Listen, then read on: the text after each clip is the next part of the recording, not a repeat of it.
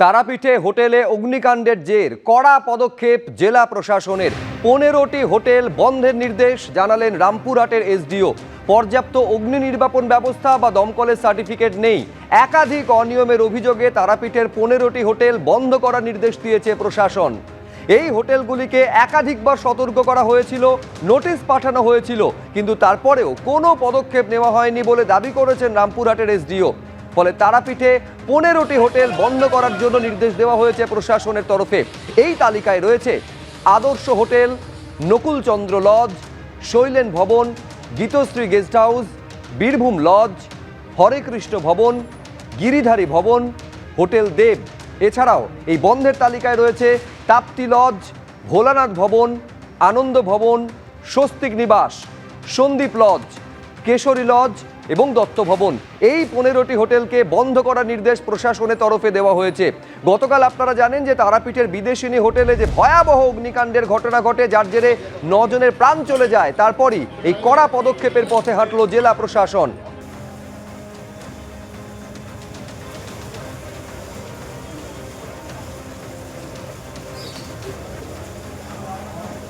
পাঁচটা টিমের ফরমেশন করছি।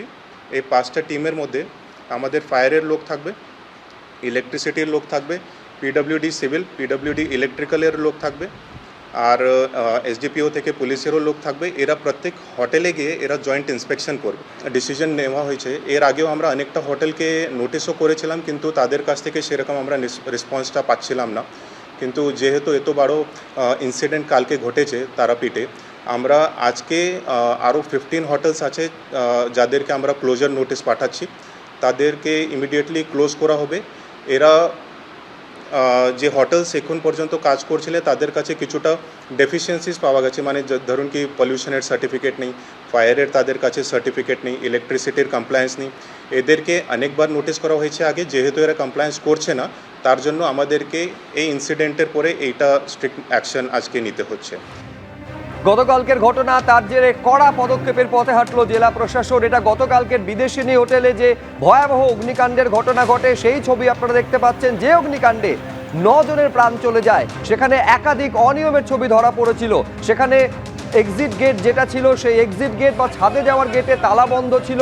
এমনকি হোটেলে যারা কর্মীরা ছিলেন তাদের কাছে সেই তালার চাবিটুকু পর্যন্ত ছিল না। যথাযথ অগ্নি নির্বাপন ব্যবস্থা ছিল না। এবং তারপর অনিয়মের অভিযোগ এবং এই কড়া পদক্ষেপের পথে জেলা প্রশাসন হাঁটল।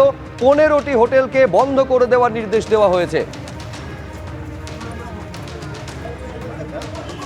তারাপীঠে গত 15 বছরে যেভাবে অনিয়ন্ত্রিতভাবে নির্মাণ হয়েছে, হোটেল তৈরি হয়েছে, এবং ওই হোটেলগুলোকে পরিচালনার ক্ষেত্রে তার ফায়ার লাইসেন্স, তার নির্মাণ লাইসেন্স ইত্যাদির ক্ষেত্রে যা যা শিথিলতা আছে, সেগুলো মাননীয় মুখ্যমন্ত্রী নির্দেশ দিয়েছেন জেলা শাসক এবং টিআরডিএ প্রশাসনকে দেখার জন্য।